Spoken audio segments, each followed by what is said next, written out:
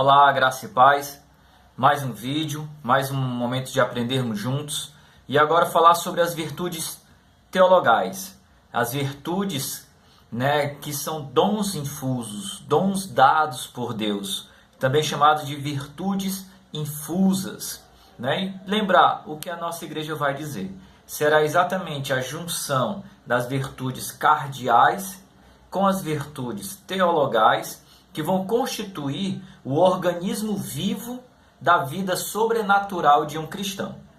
Será as virtudes teologais que vão impulsionar as virtudes cardeais, aquilo que a igreja chama de virtudes cristãs.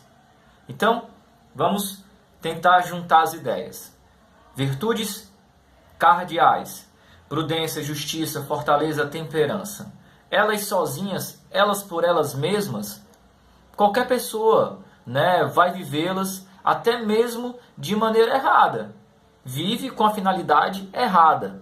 Por exemplo, uma pessoa que quer fazer algo para prejudicar alguém, e aí ela se submete a um treinamento físico, a abstinência de comidas, abstinência sexual. Ela pode juntar um conjunto de virtudes humanas, vivê-las, mas com a finalidade errada.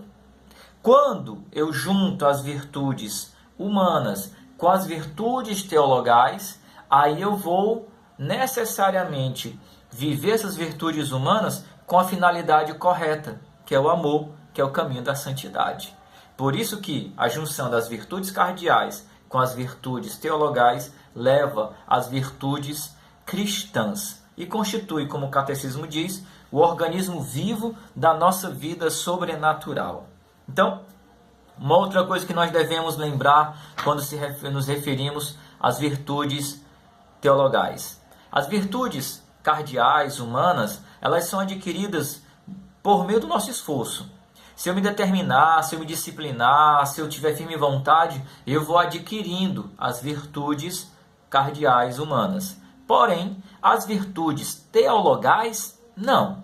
As virtudes teologais são um dom dado por Deus. Deus nos dá, verdade que em forma de sementes.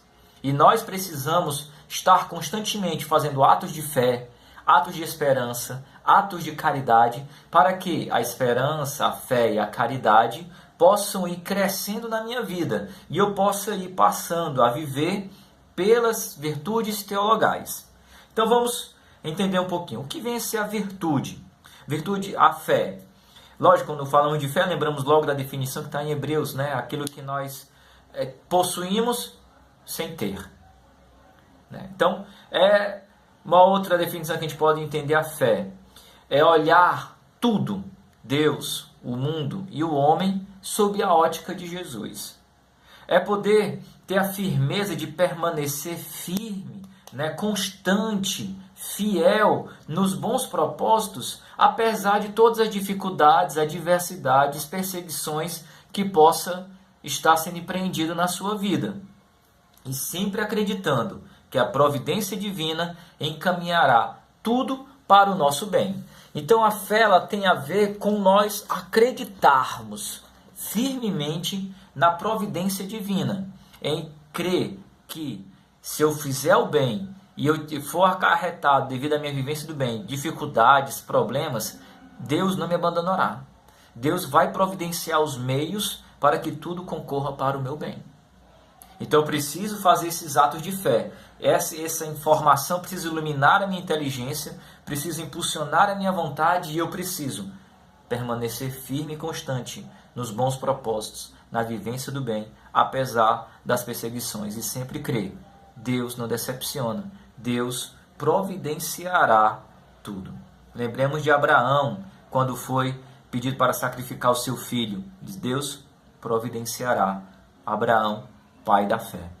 Uma outra virtude teologal é a esperança, que também tem a ver com este não esmorecer do bem, não desistir do bem. Hoje em dia falta isso a muita gente. Muitas pessoas dizem, não tem mais jeito, está tudo acabado. Falta de esperança abala tudo, É poder desistir se falta esperança. Se me falta esperança, para que ser justo? Para que ser prudente? Eu vou chutar o pau da barraca, fazer tudo de maneira desordenada.